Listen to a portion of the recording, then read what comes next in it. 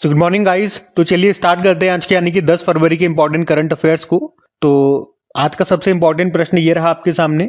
दिवस का प्रश्न है कि विश्व दलहन दिवस कब मनाया जाता है, वर्ल्ड पल्सेस डे। तो आंसर होगा 10 फरवरी को। तो हर साल 10 फरवरी को वर्ल्ड पल्सेस डे के रूप में मनाया जाता है। उद्देश्य क्या होगा? दालों के महत्व और उनसे होने वाले पोषक तत्वों के बारे में जागरूकता बढ़ाना। और मैं आपको बता दूं 2016 में हमने अंतरराष्ट्रीय दलहन वर्ष के रूप में मनाया था। अच्छा, इस बार की थीम क्या है? थीम की बात करें, pulses bringing diversity to agri food systems. तो ये भी ध्यान में रखना। वैसे 10 फरवरी को नेशनल डिवॉर्मिंग डे भी होता है, राष्ट्रीय कृमि मुक्ति दिवस, ये भी ध्यान रखना। वैसे अभी फरवरी में ज्यादा कुछ दिवस हमने मनाए नहीं है, 2-4 इंपॉर्टेंट दिवस हैं, वो आप आराम से याद रख सकते हो। जैसे कि 1 फरवरी को भारतीय तटरक्षक दिवस मनाया गया, 2 फरवरी को विश्व आर्द्र भूमि दिवस वर्ल्ड वेटलैंड डे होता है, 4 फरवरी को वर्ल्ड कैंसर डे था। तो अभी तक ये 2-3 दिवस ही इंपॉर्टेंट है, इनको आप ध्यान में रखना। अगला प्रश्न हम देखते हैं। फिर अगले में पूछ रहे हैं कि अभी हाल ही में BAPS संस्था ने दक्षिणी गोलार्ध का सबसे बड़ा हिंदू मंदिर का भी उद्घाटन कहां पर किया? तो आंसर होगा साउथ अफ्रीका में। देखो, BAPS संस्था के बारे में आपने कई बार सुना होगा। इसका फुल फॉर्म मैं आपको बताऊं क्या होता है। इसका फुल फॉर्म होता है बोचासनवासी अक्षर पुरुषोत्तम स्वामी नारायणन संस्थान।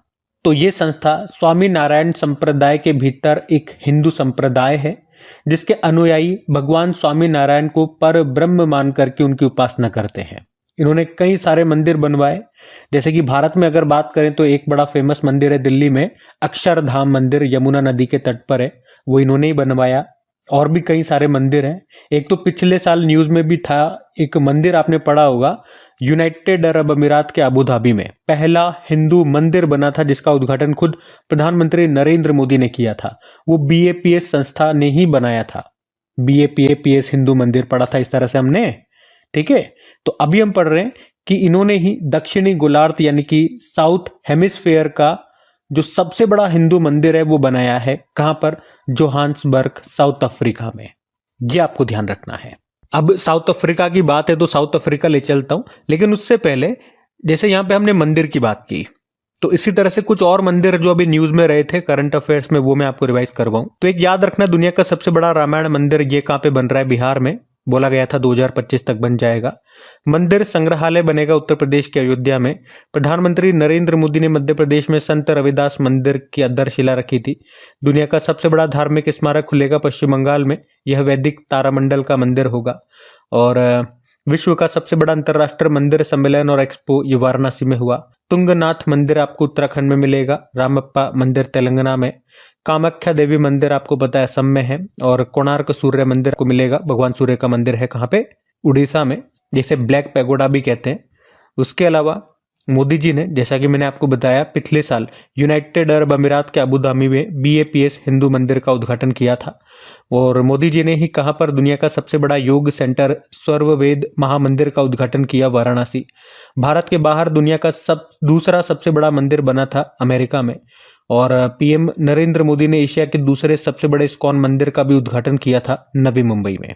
ठीक है, तो ये मंदिरों से संबंधित कुछ करंट अफेयर्स के प्रश्न रहे, मैंने आपको रिवाइज कराए। अब बात साउथ अफ्रीका की हुई तो ये रहा मैप में साउथ अफ्रीका। 3 तरह से कैपिटल आपको मिलेगी। एडमिनिस्ट्रेटिव कैपिटल प्रिटोरिया है, लेजिस्लेटिव कैपिटल कैपेटॉन है, और जुडिशियल कैपिटल ब्लोमफॉन्टेन है। करेंसी साउथ अफ्रीकन रैंड होती है, प्रेसिडेंट है सिरिल रामाफोसा।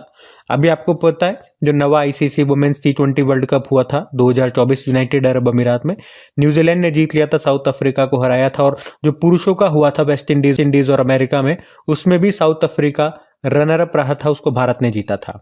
और अभी कल परसों ही हमने पढ़ा था कि मिसेज वर्ल्ड 2025 का खिताब जीतने वाली पहली अश्वेत महिला जो बनी थी, तशेगो गेलाय, ये साउथ अफ्रीका से ही है।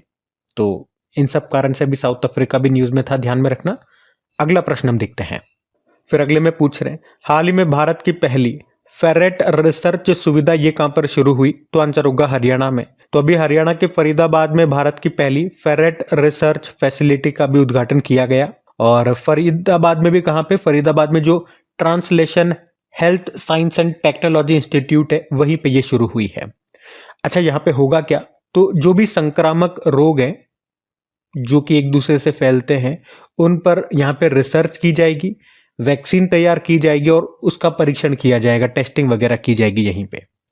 ये फेरेट मतलब क्या हो गया? फेरेट मैं आपको बता दूं एक एनिमल है और इसका जो रेस्पिरेटरी सिस्टम होता है वो ह्यूमन का, मानव के रेस्पिरेटरी सिस्टम के जैसा ही होता है।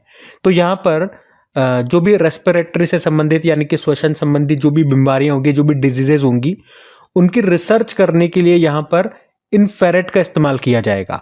जो भी नई नई दवाइयां बनेगी उनकी टेस्टिंग इन्हीं पर की जाएगी। इंसानों पे नहीं करेंगे, इन जानवरों पे करेंगे, क्योंकि इनका और हमारा रेस्पिरेटरी सिस्टम समान है। अगर इन पे वो टेस्ट पास हो गया तो हम पे भी पास हो जाएगा, इन पे फेल हो गया तो हम पे भी फेल हो जाएगा। मतलब एक तरह से ये हमारे लिए बलि का बकरा बनेंगे फेरेट।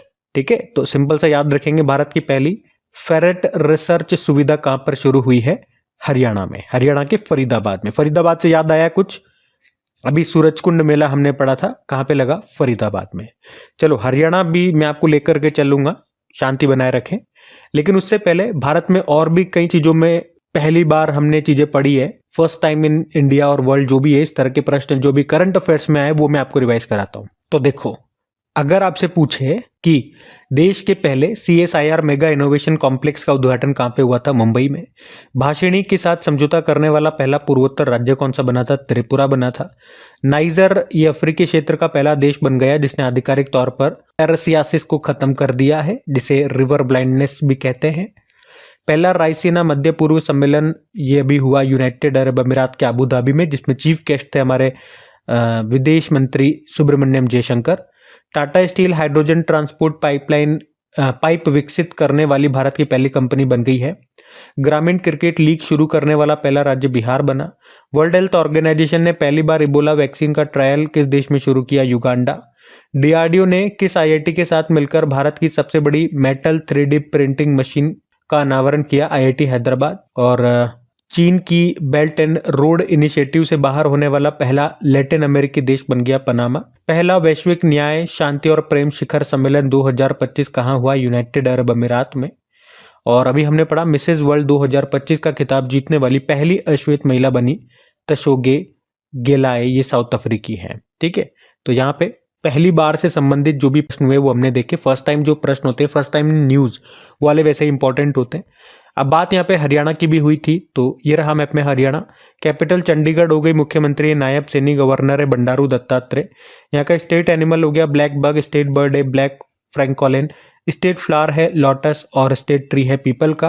कुछ करंट अफेयर्स के प्रश्न यहाँ से और देखें तो हड़प्पा संस्कृति का सबसे बड़ा संग्रहालय बन रहा है हरियाणा के राखीगढ़ी में। अंतर्राष्ट्रीय सूरजकुंड मेला ये हमेशा यही लगता है फरीदाबाद में।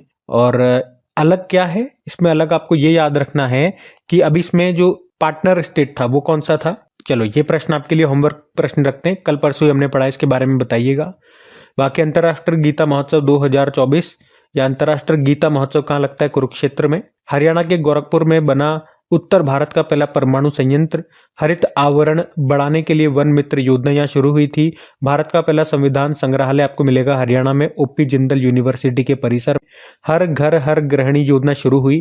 पहली बार ग्लोबल वुमेन कबड्डी लीग 2024 ये हुआ हरियाणा में। और IT सक्षम युवा योजना शुरू हुई थी। ब्रिटेन का साउथहैम्पटन विश्वविद्यालय ने अपना परिसर कहाँ पे खोला? गुरुग्राम में। भारत का पहला चिकित्सा संस्थागत संग्रहालय खुला चंडीगढ़ में। एशिया की पहली स्वास्थ्य अनुसंधान प्री क्लिनिकल नेटवर्क सुविधा का उद्घाटन हुआ फरीदाबाद में। पहली वैश्विक महिला कबड्डी लीग शुरू हुई हरियाणा में। ये जो ऊपर पड़ा वही वाला प्रश्न शायद। विनबैक्स एक्सरसाइज ये वियतनाम और भारत के बीच में होता है। अभी पिछले साल हुआ था अंबाला और चंडी मंदिर हरियाणा में। और बीमा सखी योजना को शुरू करने वाला दूसरा राज्य ये गोवा है, तो पहला हरियाणा था। बेटी बचाओ बेटी पढ़ाओ योजना ये शुरू हुई थी 22 जनवरी 2015 को हरियाणा के पानीपत में, और अभी पूरे 10 साल भी हो चुके हैं इसको। सम्मान संजीवनी ऐप लॉन्च किया था हरियाणा ने। महिला एवं किशोरी सम्मान योजना यहाँ चलती है उसी के लिए। अंतर्राष्ट्रीय सरस्वती महोत्सव यहाँ पे शुरू हुआ था जिसमें पार्टनर स्टेट राजस्थान बना था।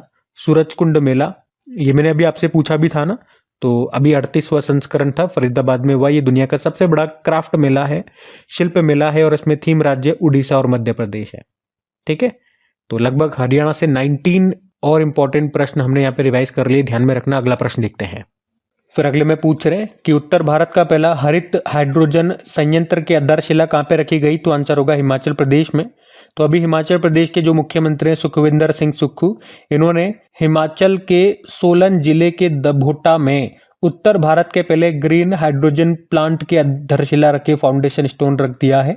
इसकी कैपेसिटी होने वाली है 1 मेगावाट और इस परियोजना को हिमाचल प्रदेश पावर कॉरपोरेशन और ऑयल इंडिया लिमिटेड के सहयोग से बनाया जा रहा है। लागत आने वाली है 9.04 करोड़ रुपए। और आपको पता है हिमाचल प्रदेश का लक्ष्य है 2026 तक भारत का पहला हरित राज्य बनना। अब बात यहाँ पे हिमाचल प्रदेश की है तो लेकर के चलते हैं आपको हिमाचल प्रदेश भी। अच्छा, हिमाचल प्रदेश लेकर के चले उससे पहले हम हाइड्रोजन से और क्या क्या प्रश्न बने हैं आपके करंट अफेयर्स में, बहुत सारे प्रश्न बने हैं, वो सब मैं आपको रिवाइज कराता हूँ। जैसे अगर पूछे हाइड्रोजन से चलने वाली भारत की पहली कार, ये बनी थी मिराई टोयोटा की है। देश का पहला हाइड्रोजन ईंधन उद्योग स्थापित होगा झारखंड के जमशेदपुर में। भारत की पहले हाइड्रोजन से चलने वाली ट्रेन ये शुरू होगी हरियाणा में, नाम होगा वंदे मेट्रो। विश्व का पहला लिक्विड हाइड्रोजन फेरी शुरू हुआ नॉर्वे में। भारत का पहला hydrogen internal combustion engine H2 truck बनाया रिलायंस ने। भारत का पहला शुद्ध हरित हाइड्रोजन प्लांट शुरू हुआ था असम में, ऑयल इंडिया ने ही शुरू किया था। भारत का पहला बायोमास आधारित हाइड्रोजन प्लांट मध्य प्रदेश के खंडवा जिले में मिल जाएगा। भारत अपनी पहली अपशिष्ट से हाइड्रोजन परियोजना कहां पे स्थापित करेगा? पुणे में। साउथ कोरिया ने दुनिया का सबसे बड़ा hydrogen fuel cell power plant का उद्घाटन किया था। और हाइड्रोजन के खोजकर्ता कौन रहे? Henry Cavendish. हाइड्रोजन के कितने आइसोटॉप समस्थानिक होते हैं? 3 होते हैं। कौन कौन से? Protium, deuterium, tritium. 1H1 protium होता है, 1H2 ड्यूटेरियम और 1H3 को बोलते हैं ट्रिटियम। भारत का सबसे बड़ा हरित हाइड्रोजन उत्पादन केंद्र कहां पे स्थापित किया गया? विशाखापत्तनम। तमिलनाडु के थुथुकुडी में भारत की पहली हाइड्रोजन फेरी का उद्घाटन किया था मोदी जी ने। और गुजरात के हजीरा में लार्सन एंड टुब्रो ने पहला स्वदेशी रूप से निर्मित हाइड्रोजन इलेक्ट्रोलाइजर स्थापित किया था। गेल कंपनी ने अपना पहला हरित हाइड्रोजन संयंत्र यानी कि प्लांट मध्य प्रदेश के विजयपुर में शुरू किया है। उसके अलावा भारत का ग्रीन हाइड्रोजन मिशन कब शुरू हुआ? याद रखना 4 जनवरी 2023। और स्टील मंत्रालय ने देश के पहले ग्रीन हाइड्रोजन प्लांट का उद्घाटन किया था जिंदल स्टेनलेस लिमिटेड हिसार में। देश का पहला multipurpose green hydrogen pilot project कहाँ शुरू हुआ? हिमाचल प्रदेश के झाकरी में। और 2024 में प्रधानमंत्री नरेंद्र मोदी ने ग्रीन हाइड्रोजन पर दूसरे अंतर्राष्ट्रीय सम्मेलन का उद्घाटन किया था नई दिल्ली के भारत मंडपम में। और प्रधानमंत्री नरेंद्र मोदी ने ही देश की पहली ग्रीन हाइड्रोजन हब की आधारशिला भी रखी थी आंध्र प्रदेश में, विशाखापत्तनम में। भारत ने अभी दुनिया का सबसे पावरफुल हाइड्रोजन ट्रेन इंजन बनाया है जिसकी पावर है 1200 हॉर्स पावर। और अभी Tata steel hydrogen transport pipe विकसित करने वाली भारत की पहली कंपनी बन गई है। कौन सी? टाटा स्टील। तो ये तो हाइड्रोजन से संबंधित जो भी प्रश्न आपके न्यूज में एक साथ रिवाइज करा दिए। अब बेहतर प्रश्न में हमारी बात हिमाचल प्रदेश की थी, तो ये रहा मैप में हिमाचल प्रदेश। 2 कैपिटल मिलेगी, समर है शिमला, विंटर कैपिटल धर्मशाला। मुख्यमंत्री हो गए सुखविंदर सिंह सुक्खू, गवर्नर है शिव प्रताप शुक्ल। और 3 तरह के मुख्य दर्रे माउंटेन पास आपको यहाँ देखने को मिलेंगे, शिवकिला दर्रा, रोहतांग दर्रा और बड़ा चला दर्रा। पोंग बांध है यहाँ पे व्यास नदी पर, पंडो बांध भी यही है। बाकड़ा नांगल बांध है सतलुज नदी पर, चमेरा बांध है रावी नदी पर। ग्रेट हिमालय नेशनल पार्क है, pin valley national park, Inder Kila national park, Khirganga national park, Simbalbara national park है। यहाँ का राजकीय पशु है हिमतेंदु स्नो लेपर्ड, पक्षी है जुजराना वेस्टर्न ट्रोगोपेन, वृक्ष है देवदार का, फूल है गुलाबी बुर्रांश यानी कि पिंक रोडोडेंड्रॉन, नाटी डांगी छपेली, ये सब यहाँ के लोक नृत्य हैं। कुछ करंट अफेयर्स भी आपको यहाँ से रिवाइज कराऊं तो सिंगल यूज प्लास्टिक बाईबैक योजना शुरू हुई थी। नारी को नमन योजना, हिमाचल प्रदेश के कांगड़ा चाय को यूरोपीय जीआई टैग मिला। हिमाचल प्रदेश में अटल सुरंग मिलेगी, 9.02 किलोमीटर लंबाई है। दुनिया का सबसे ऊंचा इलेक्ट्रिक व्हीकल चार्जिंग स्टेशन का उद्घाटन हुआ था हिमाचल प्रदेश के काजा में। दालचीनी की संगठित खेती शुरू करने वाला पहला राज्य है ये। मुलेठी की खेती का आयोजन करने वाला पहला राज्य है ये। भारत में पहली बार हींग की खेती की गई हिमाचल प्रदेश के लाहौल घाटी में। हिमाचल प्रदेश विधानसभा ने बेटियों की शादी की न्यूनतम उम्र 21 साल करने वाला विधेयक पारित किया था। और हिम उन्नति योजना यहाँ शुरू हुई प्राकृतिक खेती को बढ़ावा देने के लिए।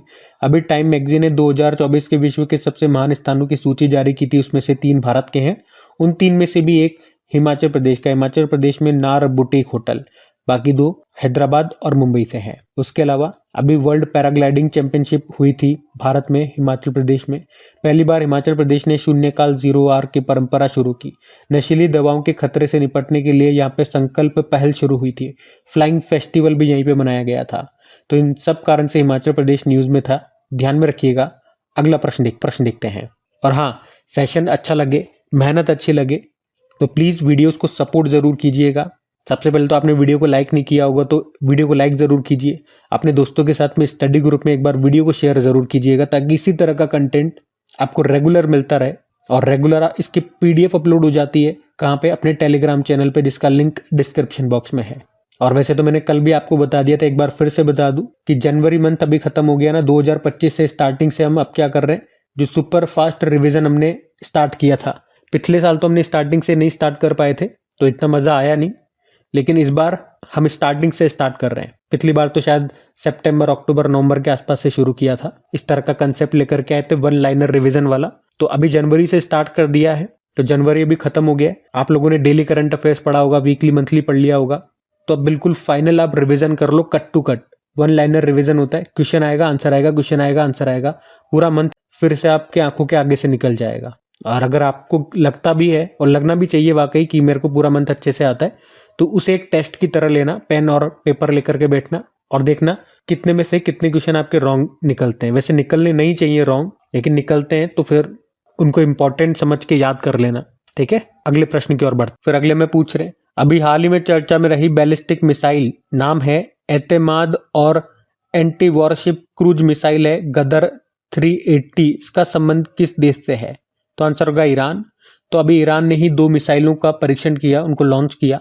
एक का नाम है एतेमाद, ये एक बैलिस्टिक मिसाइल है जिसकी रेंज है 1700 किलोमीटर, और एक है गदर 380, ये एंटी वॉरशिप क्रूज मिसाइल है, यानी कि बड़े बड़े जहाजों को ये नष्ट कर सकती है। इसके रेंज 1000 किलोमीटर है और इनका भी परीक्षण किया है ईरान ने ही। अब ईरान ने किया है तो ईरान ले चलता हूं मैं आपको, लेकिन ईरान चलने से पहले एक प्रश्न आप लोगों के लिए छोड़ता हूं कि हमारी जो ब्रह्मोस मिसाइल है, आप बताओ, ये एक सुपरसोनिक क्रूज मिसाइल है, तो इसकी स्पीड कितनी है? और 2 देश हमसे ये ब्रह्मोस खरीद रहे हैं, वो दोनों देशों के नाम क्या है, ये आपको बताना है। बाकी बात ईरान की है तो ये रहा मैप में ईरान। देखो, ईरान की कैपिटल अभी वर्तमान में तेहरान है, लेकिन हम लोगों ने पढ़ा था अभी कुछ दिन पहले ही अपनी नई कैपिटल बनाने की सोच रहे हैं। तो अगर बनाई तो क्या बनाएंगे? मक्रान। मक्रान के बारे में इन्होंने विचार किया। और करेंसी ईरानी रियाल है। वैसे नई करेंसी इन्होंने तोमान भी रिलीज की थी, लेकिन इतनी चलती नहीं है वो, ईरानी रियाल ही याद रखेंगे। चाबार बंदरगाह, चाबार पोर्ट आपको यहीं पर मिलेगा, और उसी में जो शाहिद बेहस्ती पोर्ट है वो हमने लीज पे ले लिया है। दस्ते लुत, दस्ते कबीर मरुस्थल भी आपको यहीं पर मिलेगा। उसके पहले हमने पढ़ा था कि जो फतेह मोहज्जर रानी है, ये ईरान की पहली महिला गवर्नमेंट स्पोक पर्सन बनी थी। धरती का सबसे उच्चतम तापमान 82.2 डिग्री सेल्सियस पिछले साल दर्ज किया गया था ईरान में ही। आत्मघाती ड्रोन शाहेद 136B और जिहाद बैलिस्टिक मिसाइल का अनावरण भी किया था ईरान ने ही। और रिसर्च सैटेलाइट चामरान 1 और सरोया सैटेलाइट को लॉन्च किया था ईरान ने क्वेम 100 रॉकेट से। ठीक है, तो ये सब पॉइंट्स ईरान से याद रखना। रामसर स्थल आपको ईरान में मिलेगा, जहाँ पे रामसर कन्वेंशन हुआ था। कब? 2 फरवरी 1971 1971 में। इसीलिए तो 2 फरवरी को हम वर्ल्ड वेटलैंड डे मनाते हैं। ठीक है, ध्यान रखना। अगला प्रश्न देखते हैं। फिर अगले में पूछ रहे हैं, अभी वित्त वर्ष 2023-24 में भारतीय निर्यात का शीर्ष गंतव्य देश कौन सा है? तो आंसर होगा अमेरिका। मतलब सबसे ज्यादा हमने एक्सपोर्ट किस देश को किया, ये पूछ रहे हैं, तो अमेरिका आंसर होगा। एक्चुअली में अभी भारत सरकार ने एक डेटा रिलीज किया, उसमें बताया कि वित्त वर्ष 2023-24 फाइनेंशियल ईयर 2023-24 में, और ये कब से कब चलता है, मतलब अप्रैल 2023 से लेके मार्च 2024 तक के लिए हम बात कर रहे हैं। जो हमारा निर्यात है, जो एक्सपोर्ट है, वो 778.21 बिलियन डॉलर तक पहुंच गया है, जो कि अब तक का एक रिकॉर्ड भी है। ये वित्त वर्ष 2013-14 के अगर हम तुलना करते हैं तब से, तो आप कह सकते हो 67% ये ज्यादा एक्सपोर्ट हुआ है इस बार, अगर हम फाइनेंशियल ईयर 2013-14 से कंपेयर कर रहे हैं तो। और ये उछाल वैश्विक व्यापार में भारत की बढ़ती भूमिका को प्रदर्शित करती है। अच्छा, सर्वाधिक एक्सपोर्ट हमने किस देश में किया? हमने कहा अमेरिका में। जितना भी एक्सपोर्ट हुआ है उसका 18% यहाँ पे हमने एक्सपोर्ट किया है। उसके बाद दूसरे स्थान पे यूनाइटेड अरब अमीरात की बात आती है। और किस सामान का, किस वस्तु का सबसे ज्यादा एक्सपोर्ट में वृद्धि देखी गई है, सबसे ज्यादा एक्सपोर्ट में इंक्रीमेंट देखा है, तो मोबाइल फोन आंसर होगा। देखो, बात अमेरिका की है तो ये रहा मैप में अमेरिका। वॉशिंगटन डीसी यहाँ की कैपिटल होती है। नए प्रेसिडेंट बन गए डोनाल्ड ट्रंप, 47 नंबर के हैं, रिपब्लिकन पार्टी से हैं। उपराष्ट्रपति कौन बने? जेडी वेंस, पूरा नाम है जेम्स डेविड वेंस। उसके अलावा अमेरिका से और क्या क्या आप याद रख सकते हो। एक याद रखना, हम अमेरिका से खरीद रहे हैं सिग 716 असॉल्ट राइफल जिसकी रेंज है 500 मीटर। और अमेरिका के टेक्सास में हनुमान जी की स्टैचू लगाई गई थी, स्टैचू ऑफ यूनियन बोला गया, 90 फुट ऊंची है। विंटर गेम्स 2034 ये अमेरिका में होंगे। अमेरिका में भारत के नए राजदूत बने थे विनय मोहन क्वात्रा। कोपा अमेरिका ये दुनिया का सबसे पुराना अंतर्राष्ट्रीय फुटबॉल प्रतियोगिता है। अभी अर्जेंटीना ने ही जीता था, कोलंबिया को हराया था। और युद्ध अभ्यास 2024 युद्ध अभ्यास ये भारत अमेरिका के बीच में होता है, अभी राजस्थान में हुआ। और पिछले साल जो क्वाड सम्मेलन हुआ था ये भी अमेरिका में हुआ था, इस बार भारत में होगा। भारत सरकार ने पहला national security semiconductor manufacturing plant जिसका नाम शक्ति है, इसको स्थापित करने के लिए समझौता किया था अमेरिका के साथ। और हेलेन हुरिकेन ये अमेरिका में आया था। अमेरिका के नेतृत्व वाले खनिज सुरक्षा वित्त नेटवर्क में कौन सा देश शामिल हुआ? भारत। अलेक्जेंडर दुन ये अमेरिकी हैं, अभिशास्त्र रामानुजन पुरस्कार 2024 इन्होंने जीता था। और मिल्टन हैरिकेन भी अमेरिका में आया था। अमेरिका ने अभी अपना नेशनल बर्ड बना लिया है बॉल्ड ईगल को। और अमेरिका के एक पूर्व राष्ट्रपति हैं जिमी कार्टर, जिनका भी निधन हो गया। नाम इंपॉर्टेंट है क्योंकि 2002 में इनको नोबेल शांति पुरस्कार मिला था। ठीक है। और अभी अमेरिका किन से बाहर हो गया? WHO वर्ल्ड हेल्थ ऑर्गेनाइजेशन से और United nation human right council से अलग हो गया, बाहर हो गया, ये भी बाहर हो गया, ये भी ध्यान में रखना। अगला प्रश्न देखते हैं। फिर अगले में पूछ रहे हैं, हाल ही में संयुक्त राष्ट्र ग्लोबल कॉम्पैक्ट पहल में अभी कौन शामिल हो गया है? तो आंसर हो जाएगा GMR हवाई अड्डा। तो सबसे पहले तो हम बात करते हैं कि ये संयुक्त राष्ट्र की ये जो ग्लोबल कॉम्पैक्ट पहल है ये है क्या, इसका उद्देश्य क्या है? तो इसका उद्देश्य है वैश्विक कंपनियां जो भी है उनको मानवाधिकार, श्रम, पर्यावरण और भ्रष्टाचार विरोधी क्षेत्रों में जिम्मेदार व्यावसायिक प्रथाओं को अपनाने के लिए प्रोत्साहित करना। मतलब कंपनियां सस्टेनेबल डेवलपमेंट गोल्स को ध्यान में रख करके काम करें, ये इसका मतलब हो गया। इसे सबसे पहले सन 2000 में लॉन्च किया गया था। और अभी इसमें शामिल हो गया है GMR एयरपोर्ट्स। GMR ग्रुप जो है उसी की ये एक कंपनी है जो मुख्य रूप से एयरपोर्ट्स को डिजाइन करती है, उनका निर्माण करती है, उनका संचालन करती है, जिसका मुख्यालय है नई दिल्ली में। तो सिंपल सा याद रखेंगे, अभी ये संयुक्त राष्ट्र की ग्लोबल कॉम्पैक्ट पहल में शामिल हो गया है। अब एयरपोर्ट की बात है तो देखो, पहले तो मैं आपको कुछ एयरपोर्ट्स बताता हूं जो आपको याद होने चाहिए। जैसे कि अयोध्या एयरपोर्ट, अब इसका नाम बदला गया था, महर्षि वाल्मीकि जी के नाम पे कर दिया। मोगा एयरपोर्ट जो गोवा में है उसका नाम मनोहर पारिकर, पूर्व यहाँ के मुख्यमंत्री जी के नाम पे कर दिया, मनोहर पारिकर एयरपोर्ट। वीर सावरकर एयरपोर्ट मिलेगा अंडमान निकोबार में, उसकी कैपिटल है पोर्ट ब्लेयर वहीं पे। वैसे पोर्ट ब्लेयर का नाम बदल के श्री विजयपुरम हो गया। चंडीगढ़ एयरपोर्ट को अब शहीद भगत सिंह जी के नाम से जानते हैं। सुभाष चंद्र बोस एयरपोर्ट कोलकाता में मिलेगा। लाल बहादुर शास्त्री एयरपोर्ट वाराणसी में।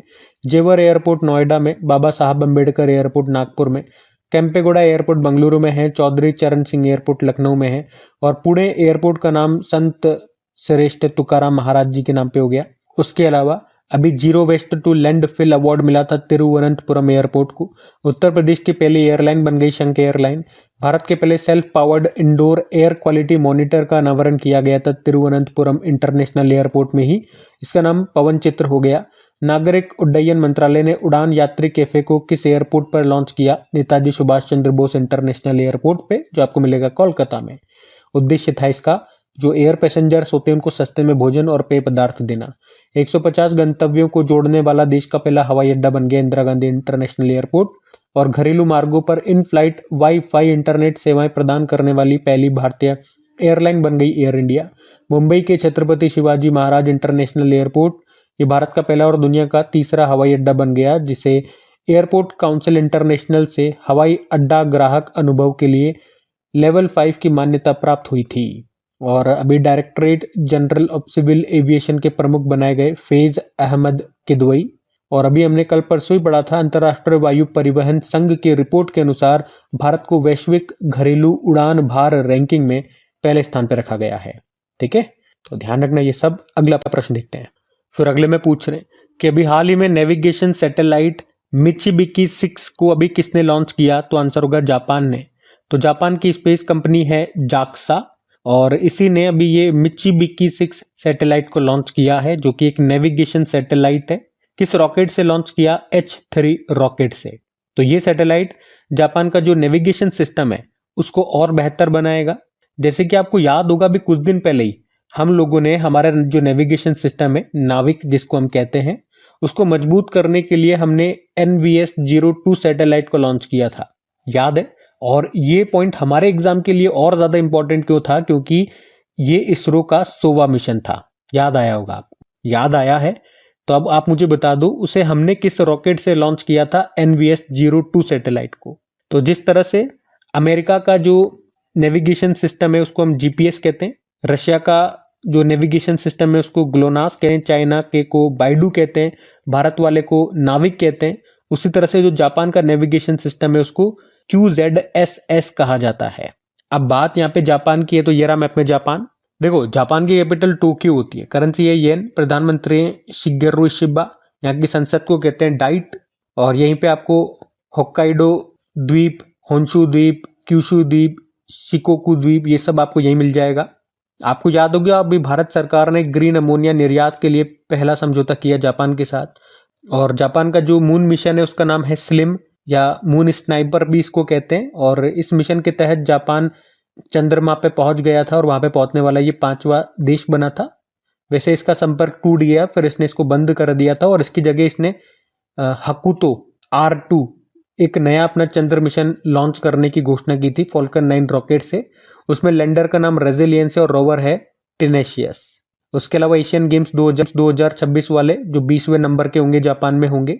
अभी तीसरा वर्ल्ड फूड इंडिया 2024 समिट, ये भारत का सबसे बड़ा फूड समिट है जो कि नई दिल्ली में हुआ था और इसमें भागीदार देश पार्टनर कंट्री जापान था, जबकि फोकस कंट्री वियतनाम और ईरान थे। ठीक है, तो ये सब ध्यान में रखना बातें। अगला प्रश्न देखते हैं।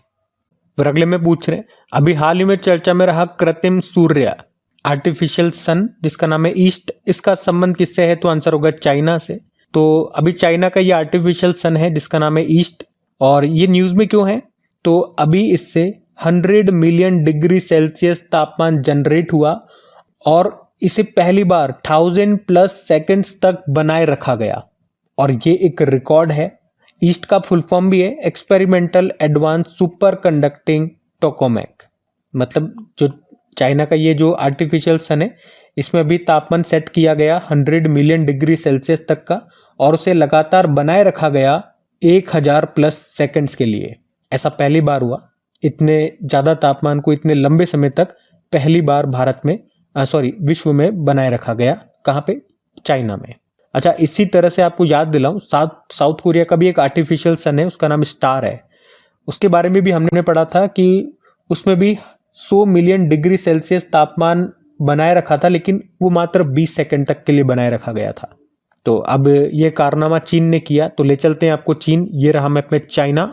देखो चाइना की कैपिटल होती है बीजिंग और बीजिंग में आपको एशियन इंफ्रास्ट्रक्चर इन्वेस्टमेंट बैंक का, शंघाई कोऑपरेशन ऑर्गेनाइजेशन का हेडक्वार्टर मिल जाएगा। करेंसी रेनमिन भी हो गई, प्रेसिडेंट है शी जिनपिंग। उसके अलावा कुछ और प्रश्न देखें यहाँ से। अभी पिछले साल जो 8वीं एशियाई पुरुष हॉकी चैंपियनशिप हुई थी, चीन के हुलुन बुइर में हुई थी, उसको भारत ने जीता, चीन को हराया। दुनिया का पहला मीथेन संचालित रॉकेट ये चाइना ने लॉन्च किया था, नाम जुके 2 है। चाइना ने कहा 2025 में गोबी रेगिस्तान में वो दुनिया का पहला thorium molten salt nuclear power station शुरू करेगा।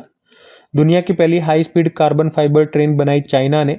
दुनिया का सबसे बड़ा हाइड्रो पावर डैम ये चाइना बनाएगा तिब्बत में, यारलुंग जांगपो या इसे तसांगपो नदी कहते हैं, भारत में इसी को हम ब्रह्मपुत्र के नाम से जानते हैं यहीं पे। और चीन के अंतरिक्ष यात्रियों के द्वारा 9 घंटे स्पेस वॉक करके एक नया रिकॉर्ड बनाया। दुनिया की सबसे तेज 400 किलोमीटर प्रति घंटे वाली हाई स्पीड बुलेट ट्रेन का प्रोटोटाइप अभी लॉन्च किया चीन ने, जिसका नाम है CR450। Human Meta Numa virus HMPV अभी चाइना में फैला था, तो फुल फॉर्म याद रखना। दुनिया का दूसरा सबसे बड़ा लिथियम भंडार ये आपको चीन में मिलेगा, अभी खोज हुई यहाँ पे। पहला तो चिली है। और दुनिया की सबसे लंबी एक्सप्रेसवे सुरंग ये चीन में बन गई है, लंबाई है 22.13 किलोमीटर और उसका नाम है तियानशान शेंगली सुरंग। चीन की बेल्ट एंड रोड इनिशिएटिव से बाहर होने वाला पहला लैटिन अमेरिकी देश पनामा बन गया, ये हमने देख ही लिया। ठीक है, तो इन सब कारण से चीन अभी न्यूज में बना हुआ है, ध्यान में रखना। अगला प्रश्न देखते हैं। फिर अगले में पूछ रहे हैं, अभी चर्चा में रहा ब्लू गोस्ट मिशन का संबंध किससे है? तो आंसर होगा चंद्रमा। एक्चुअली में अभी अमेरिका की एक प्राइवेट एरोस्पेस कंपनी है फायरफ्लाई नाम से, और उसी ने ब्लू गोस्ट मिशन को अभी शुरू किया है। इसमें ये एक ब्लू गोस्ट नाम से एक लैंडर को लॉन्च करेंगे जो कि चंद्रमा पे जाएगा। वहाँ पे कुछ सैंपल कलेक्ट करेगा और फिर वापस लौट करके आ जाएगा। इसे स्पेस एक्स के फॉल्कन 9 रॉकेट से लॉन्च किया जाएगा। और नासा का जो लूनर सरफेस ऑपरेशन प्रोग्राम है और आर्टेमिस मिशन है जिसमें इंसानों को फिर से वहाँ भेजेंगे ये, तो उसके एक हिस्से के रूप में भी इसे देखा जा रहा है। तो सिंपल सा याद रखेंगे, ब्लू गोस्ट मिशन कौन लॉन्च करेगा? फायरफ्लाई एरोस्पेस कंपनी चंद्रमा पर जाएगा, वहां पे सैंपल कलेक्ट करेगा। अब यहाँ पे आज मैं आपको स्पेस से संबंधित कुछ करंट अफेयर्स के प्रश्न रिवाइज करवाता हूँ। देखो, अभी एक भारतीय अंतरिक्ष वैज्ञानिक के प्रहलाद चंद्र अग्रवाल, उनको हैरी मैसी पुरस्कार मिला था। और भारतीय अंतरिक्ष वैज्ञानिक हैं अनिल भारद्वाज, इनको विक्रम साराभाई पदक मिला। एक वैज्ञानिक एक उत्पाद पहल ये ICAR ने शुरू की थी कृषि उत्पादकता को बढ़ाने के लिए। इंटरनेशनल स्पेस स्टेशन पर सबसे लंबे समय तक रहने का रिकॉर्ड बनाया अभी ओलेग कोनोनेंको ने, और उनके एक साथी हैं निकोलाई चुब ने। ये दोनों अंतरिक्ष यात्री है, रशिया के अंतरिक्ष यात्री हैं। और ओलेग कोनोनेंको हमने पढ़ा स्पेस में सबसे लंबे समय तक रहने वाले एस्ट्रोनॉट ये बन गए। जापान के चंद्र मिशन का नाम है जो नया इन्होंने शुरू किया हकुतो R2। फॉल्कन 9 से इसे फॉल्कन 9 रॉकेट से लॉन्च करेंगे। लैंडर का नाम रेजिलियंस है और रोवर है टेनेशियस। चाइना के अंतरिक्ष यात्रियों ने 9 घंटे तक स्पेस वॉक करके एक नया रिकॉर्ड बनाया, हमने देख लिया। लेक्सी मिशन ये पृथ्वी के चुंबकीय आवरण का अध्ययन करने के लिए लॉन्च करेगा नासा। ब्लू ओरिजिन ने अभी न्यू ग्लेन रॉकेट को सफलतापूर्वक लॉन्च किया था। उसके अलावा अभी किस भारतीय कंपनी ने फायरफ्लाई नाम से भारत का पहला निजी उपग्रह समूह लॉन्च किया? तो पिक्सेल नाम से बेंगलुरु का एक स्पेस स्टार्टअप है ये पिक्सेल। किस भारतीय को नासा के एक्सियोम 4 मिशन के लिए चुना गया है? शुभांशु शुक्ला को। और ये स्पेस एक्स के ड्रैगन स्पेस क्राफ्ट को लेकर के इंटरनेशनल स्पेस स्टेशन जाएंगे एज अ पायलट। और 27 फरवरी को इस साल नासा एक बड़ा अंतरिक्ष टेलीस्कोप भी लॉन्च करेगा, उसका नाम है स्फेरेक्स। ठीक है, बाकी ये थी आज की हमारी करंट अफेयर्स की क्लास। और कमेंट करके जरूर बताइएगा सेशन आपको कैसा लगा। और वैसे जो रेगुलर हमारे स्टूडेंट्स हैं उनको बोलने की जरूरत नहीं है, लेकिन अगर कोई पहली बार देख रहे हैं और अगर आपके मन में भी ये सवाल आता है कि वीडियो लेंदी हो रहा है, तो इस पे मैं आपको एक्सप्लेनेशन नहीं दूंगा कि और जगह आप देखोगे 1 घंटे के 1.5 घंटे के मिलेंगे। मैं तो फिर भी इतना ही रख रहा हूँ और कंटेंट से ही भरपूर आपको कंटेंट दे रहा हूँ। कोई शायरियां नहीं मार रहा हूँ, कोई गाने नहीं गा रहा हूँ, कंटेंट, ओरिजिनल कंटेंट आपको मिल रहा है। क्योंकि समझाने से कोई मतलब नहीं है, समझने वाले स्टूडेंट अपने आप समझ लाएंगे। आपको छोटा कंटेंट चाहिए ना, तो उसका भी समाधान अपन ने निकाल दिया। करंटास्त्र नाम से एक नया ऐसे ही मैंने चैनल बना दिया है, उसमें शॉर्ट वीडियोज में डालता हूँ। शॉर्ट कैसे कर देंगे इस वीडियो को? इसमें जो रिवीजन वाला पार्ट है वो मैं हटा दूंगा, केवल करंट अफेयर्स ही रहेगा। तो वीडियो 12, 13, 14 मिनट का बन जाता है। अगर आपको छोटा ही वीडियो देखना है तो वहां जाकर के देख लो, और जिनको रिवीजन करना है साथ में चीजों को लिंक करके पढ़ना है उनके लिए है ही सही है, उनको कोई दिक्कत होती नहीं है। बाकी सेशन पसंद आए वीडियोस को लाइक जरूर कीजिएगा और दोस्तों के साथ में शेयर जरूर कर देना। अभी चलो कल के करंट अफेयर्स का हम क्विक रिवीजन कर लेते हैं और सेशन एंड करते हैं। तो कल पहला प्रश्न पूछा था, ICC चैंपियंस ट्रॉफी 2025 का ऑफिशियल सॉन्ग रिलीज किया गया, क्या नाम है? जीतो बाजी खेल के। फिर पूछा, लेजर हथियार हेलियोस का परीक्षण किसने किया? अमेरिका ने। और रूसी अंतरिक्ष एजेंसी रोसकॉस्मोस का नया महानिदेशक बनाया गया दमित्री बाकानोव को। केंद्रीय नवीन एवं नवीकरणीय ऊर्जा मंत्री हैं प्रहलाद जोशी। अभी उनके अनुसार देश में स्थापित सौर ऊर्जा क्षमता कितनी है? 100 गीगावाट। इंदौर के बाद किस शहर में भीख मांगने को अपराध घोषित कर दिया गया? Bhopal. Ministry of petroleum and natural gas का डायरेक्टर बनाया गया सागर सिंह कालसी को। किस देश ने माउंट एवरेस्ट और अन्य 8000 मीटर से ऊंचे पहाड़ों पर एकल पर्वतारोहण पर बैन लगा दिया? नेपाल। वित्तीय सेवा कंपनी बीकन और यस बैंक ने भारतीय प्रवासियों के लिए इंडिया बिल पे कहां शुरू किया? कनाडा। और आखिरी प्रश्न पूछा कि अभी फरवरी में राष्ट्रीय सफाई कर्मचारी आयोग का कार्यकाल कब तक के लिए बढ़ा दिया गया? 2028 तक के लिए। चलो कल का भी होमवर्क प्रश्न देखते हैं और सेशन एंड करते हैं। तो कल आपसे पूछा था कि विश्व ध्यान दिवस ये कब मनाया जाएगा? तो ये नया दिवस है, याद रखना, 21 दिसंबर को। आप सभी ने प्रश्न का बिल्कुल सही उत्तर दिया। अब ये आज का आपका होमवर्क प्रश्न।